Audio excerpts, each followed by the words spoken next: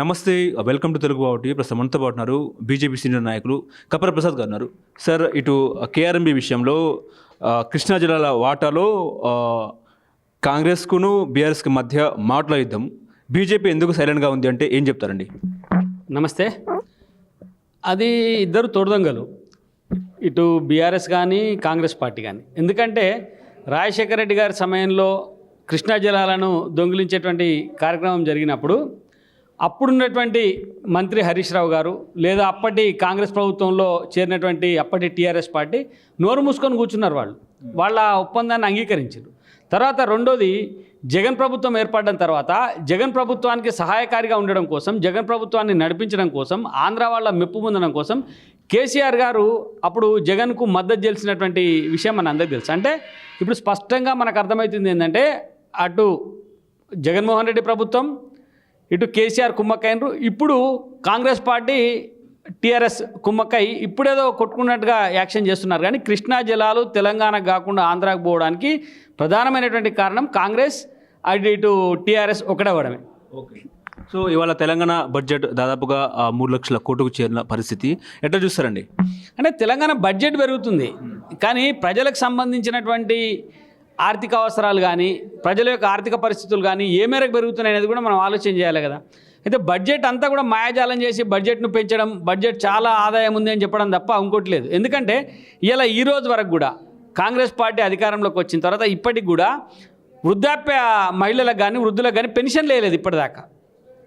అంటే ఈ ప్రభుత్వం ఇచ్చినటువంటి 6 గ్యారంటీలు ఏదైతే ఉందో అందులో 6 గ్యారంటీల్లో ఉన్నటువంటి పథకాలకు అమలయ్యే డబ్బెంత, ఎక్కడి నుంచి వస్తుంది, ఏ రకంగా సమకూర్చుకొని వీళ్ళకి అందజేసామనేటువంటి విషయాల్ని ప్రభుత్వం ప్రకటించడం లేదు. మహిళలకు కూడా డబ్బులు ఇవ్వలేనటువంటి పరిస్థితులలో ఇలా ప్రభుత్వం ఉంది. కానీ బడ్జెట్ పెరుగుతుంది అంటుంది. మరి బడ్జెట్ ఎట్లా పెరుగుతుంది? గతంలో కూడా బీఆర్ఎస్ ప్రభుత్వం బడ్జెట్ను అంచనాలతోటి కాగితాల మీద పెంచేసి అనేక ప్రయత్నాలు చేసింది. ఇది కూడా ఆ రకంగానే ఉంటుంది తప్ప ఒరిజినల్గా రాష్ట్ర ప్రభుత్వం బడ్జెట్ పెరిగినట్టుగా నాకు అనిపించట్లేదు. ఓకే.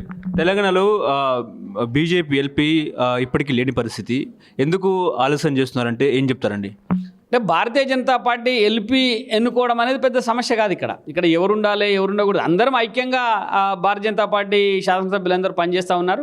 వారికి కావాల్సిన ఇన్పుట్స్ అన్నీ కూడా బీజేపీ సీనియర్ నాయకులు రామచంద్రరావు గారు అందిస్తూ ఉన్నారు. త్వరలోనే 1-2 రోజుల్లో ఎల్పీ ఎంపిక కార్యక్రమం ఉంటుంది. ఓకే. ఇప్పుడు భారతరత్న పురస్కారాలతో బీజేపీ రాజకీయం చేస్తుంది అనేది విమర్శలు చేస్తున్నారు కాంగ్రెస్ పార్టీ నాయకులు. నిజమే అంటారా? ఇప్పుడు కాంగ్రెస్ పార్టీ కొద్దిగా బుద్ధి జ్ఞానం ఉండి మాట్లాడాలి. ఎందుకంటే నరేంద్ర మోదీ గారు అధికారంలోకి వచ్చిన తర్వాత భారతరత్న కానీ లేకపోతే ఇతర ఏవైతే పద్మశ్రీ అవార్డులు కానీ పద్మభూషణ్లు కానీ ఎవరికి వస్తున్నాయి అనేది మనం అర్థం చేసుకోవాలి. అత్యంత సామాన్య కుటుంబంలో పుట్టినటువంటి వ్యక్తులకు, కూరెళ్ల విఠలాచార్య గారు ప్రభుత్వానికి, బీజేపీకి ఏమన్నా, ఆయనకు విఠలాచార్య గారికి అవార్డు ఇస్తే బీజేపీకి రాజకీయంగా ఏమన్నా లబ్ధి చేకూరుతుందా? గత ప్రభుత్వాలు గుర్తించలే కదా. చాలా మారుమూల ప్రాంతాలలో లైబ్రరీ పెట్టి విద్యార్థులకు విద్యా దానం చేస్తున్నటువంటి వ్యక్తిని గుర్తించి పద్మశ్రీ ఇచ్చింది. అంటే ఇట్లా భారతరత్న కూడా చాలామంది, కర్పూరి ఠాకూర్ గారికి కాంగ్రెస్ ఇవ్వంగా ఎవరన్నా అడ్డం పడ్డరా? వద్దన్నారా? పివి నరసింహారావు గారికి కాంగ్రెస్ ఇస్తే బీజేపీ ఏమన్నా అప్పుడు వద్దని అడ్డం పడ్డదా? కాదు కదా. ఈ ప్రభుత్వము కేవలం దేశ సేవలో ఎవరైతే నిమగ్నమై ఉన్నారో, ఈ జాతికి ఉపయోగపడ్డారో వాళ్ళందరికీ భారతరత్న కానీ లేకపోతే పద్మశ్రీలు కానీ పద్మభూషణ్లు కానీ ఇచ్చేటువంటి ప్రక్రియను మొదలుపెట్టింది. దీనికి కులము, జాతి, మతము, పార్టీతో భేదం లేదు. కానీ కాంగ్రెస్ పార్టీ ఏం చేసింది? గతంలో కేవలం వాళ్ళకి ఎవరైతే అనుకూలంగా ఉంటారో వాళ్ళను గుర్తించి వాళ్ళకు మాత్రమే అవార్డులు ఇచ్చినటువంటి పరిస్థితి గతంలో ఉన్నది. ఇప్పుడు అట్లా కాదు కదా. పివి నరసింహారావు గారు కాంగ్రెస్ పార్టీ ఏఐసీసీ అధ్యక్షులుగా పనిచేసినారు, ఈ దేశానికి ప్రధానమంత్రిగా పనిచేసినారు. ఆయనకి ఇస్తే ఇది ఎట్లా రాజకీయం అవుతుంది? మరి గతంలో కాంగ్రెస్ పార్టీ ఎందుకు ఇవ్వాలి ఆయన్ని?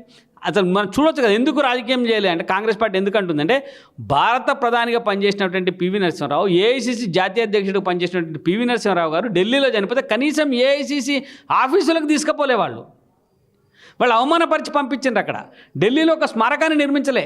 కాంగ్రెస్ పార్టీ అధికారంలో ఉన్న రోజుగా స్మారకాన్ని నిర్మించలేదు. అవమానపరిచి పంపించినటువంటి కాంగ్రెస్ పార్టీ ఇలా పివి గారికి అవార్డు వస్తే అది రాజకీయం అని చెప్పడం అంటే అంతకంటే మూర్ఖత్వం ఇంకోటి ఉండదు. భారతీయ జనతా పార్టీలో నరేంద్ర మోదీ గారి నాయకత్వంలో జరుగుతున్నటువంటి ప్రభుత్వంలో ఏది కూడా స్వార్థం కోసం చేసేటువంటి పని ఉండదు. దానివల్ల ఎవరైనా ప్రభావితులైతే కావచ్చు. అరే మోదీ మంచి పని చేసిండు అని చెప్పి అనుకుండొచ్చు కదా.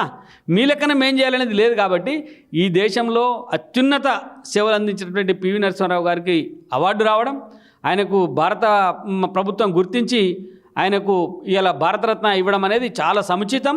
ఆయన నిజంగా భారతరత్నమే కాబట్టి ఆయన గౌరవానికి ప్రతిఫలంగా దక్కింది తప్ప ఇందులో రాజకీయాలు పైరవీలు చేస్తే వచ్చేది కాదు కదా. అంటే అటు అయోధ్య నిర్మాణము, ఇటేమో భారతరత్న ద్వారా బీజేపీకి మైలేజ్ వచ్చే అవకాశం ఉందని మీరు అనుకుంటున్నారా? ఖచ్చితంగా వస్తుంది. మంచి పని చేసినప్పుడు మైలేజ్ ఎవరికైనా వస్తుంది కదా. ఇప్పుడు అయోధ్య రామాలయ నిర్మాణం 500 సంవత్సరాల ఒక చరిత్ర. ఈ భారతదేశం పైన మొఘలులు దాడి చేయడమో లేకపోతే రామాలయాన్ని కూల్చేయడము, అప్పుడు ఉన్నటువంటి ఆలయాన్ని ధ్వంసం చేయడాన్ని ఇలా నరేంద్ర మోదీ గారు పునర్నిర్మించిందంటే అది మంచి కార్యక్రమం కదా. ప్రజలందరూ దాన్ని హర్షిస్తారు కదా.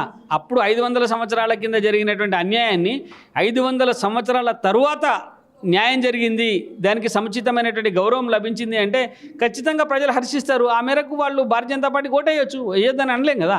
కాబట్టి రామాలయాన్ని నిర్మించడాన్ని ఇప్పటికీ కాంగ్రెస్ పార్టీ వ్యతిరేకిస్తుందా, అనుకూలిస్తుందా వాళ్ళు చెప్పాలా.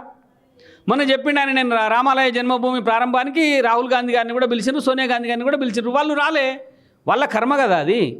ఎలాంటికైనా మేము డిమాండ్ చేస్తూ ఉన్నాం, వాళ్ళు రామాలయ నిర్మాణానికి అనుకూలమా వ్యతిరేకమా, ఎందుకు వ్యతిరేకిస్తున్నారో చెప్పమనండి, ఎవరు అంటున్నారు వాళ్ళని. కాబట్టి దేశ ప్రజలందరూ మోదీ పాలనను చూసి మోదీ వైపు ఓటేస్తారు. మోదీ వీళ్ళని ఆకర్షించాలని కార్యక్రమాలు చేయడం, ఆయన కార్యక్రమాల ద్వారా ప్రజలు ఆకర్షణమైతే మంచిదే కదా.